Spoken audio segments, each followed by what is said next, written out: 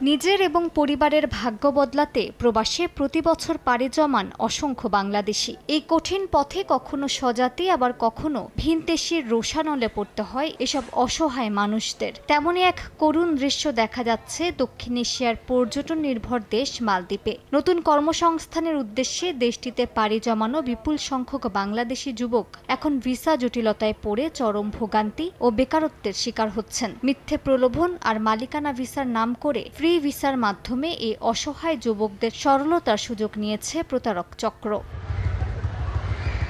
উচ্চ বেতনের চাকরি, বোনাস সহ ভালোভাবে থাকা খাওয়ার ব্যবস্থা, এসব মিথ্যে প্রলোভন দেখিয়ে দালালরা এক একজনের কাছ থেকে হাতিয়ে নিয়েছে 5 থেকে 6 লাখ টাকারও বেশি। তাদের অনেকের কাজ তো মিলছেই না, ঠিকমতো খাবারও জুটছে না ভাগ্যে। অনেক ভুক্তভোগী হাইকমিশনে এসে দালালদের বিরুদ্ধে অভিযোগের পাশাপাশি দেশে ফিরতে ট্রাভেল পারমিটের আবেদনও করছেন। কেউ কেউ আবার দেশ থেকে ঋণ করে টাকা এনে ফিরেও গেছেন বলে জানান ভুক্তভোগীরা।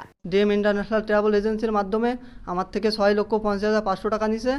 ওরা বলছে যে ওপেন রিসর্টে কাজ দিবে, 2 নভেম্বর এসেছি, কিন্তু এখনো কোনো কাজ দি নাই। Khulna dream international travel agency থেকে পাঠাইছে কোম্পানির বিষয় বলে, কিন্তু এইখানে ও যে প্রতিশ্রুতি দিয়ে পাঠাইছে ওই প্রতিশ্রুতির কোনো কিছুই মিল নাই। দালালে আমার এদিকে আনছে, আমার কাছে ওপেন রিসিপ্ট দিব, ওপেন রিসিপ্ট দেয় নাই। লাভ হবে টাকা না দালালে দিছি, তখন তো আমার মতো পরিস্থিতি তো বাড়িতে খারাপ। আমি বাংলাদেশ সরকারের কাছে একটা জিনিসই চাই যে আমরা বাঙালিরা কে লেগে প্রবাসী হয়ে এত কষ্ট করবো।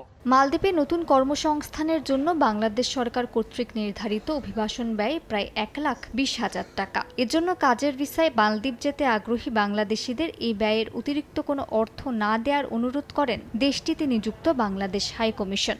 মালদ্বীপের সরকারি হিসাবে আসতে পারেন, যদি এর থেকে বেশি যদি মনে করার খরচ হচ্ছে তাহলে বাংলাদেশ হাই কমিশন দূতাবাসের সাথে যোগাযোগ করে বিস্তারিত জেনে নিতে পারবেন। মালদ্বীপে ফ্রি ভিসা বলতে কোনো কিছুই নেই। এই তথ্য সবার জানা থাকা সত্ত্বেও এটিকেই পুঁজি করে প্রতারণার বড় ফাঁদ পেতেছে দুই দেশে থাকা অসাধু চক্র।